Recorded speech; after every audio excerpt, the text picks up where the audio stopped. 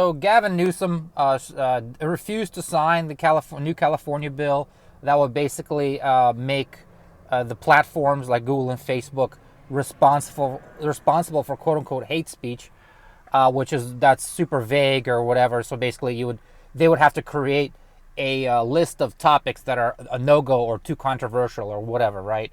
Luckily for now, Gavin Newsom has vetoed it, right?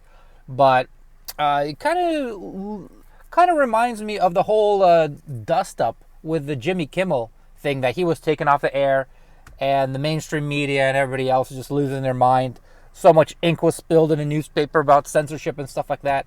But I want to remind people the type of censorship regime that we did have during COVID, that a lot of people don't want to talk about it, right? A lot of people just want to pretend that never happened. But basically, you have, so the government can't really, due to the First Amendment, they can't really technically censor your speech. But what they did a runaround. Basically, they knew that the government had authority and power over these social media companies, these platforms, and they could pressure them by saying, hey, maybe you're a monopoly. We've got to look into you. So they have lots of points of leverage on those companies, right? So they threatened them, right? And because they threatened them, they said, well, we're just asking you to remove COVID misinformation, whatever that is. Mind you, this content that they removed, in some instances, was true. People either like a virologist or a scientist that was saying true things, that maybe the masks weren't as effective as the government was saying, or the vaccines, or anything in general, right?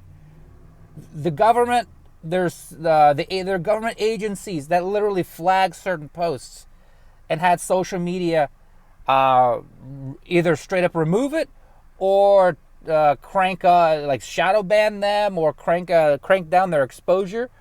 So yeah, this is very pernicious, and I think this will keep going on because it's really important. Basically, what people think is basically power, because we live in a democracy here, right? So public opinion is very important, and the people in power, whoever else, gonna use every means at their disposal, legally or illegally, try to manipulate public opinion.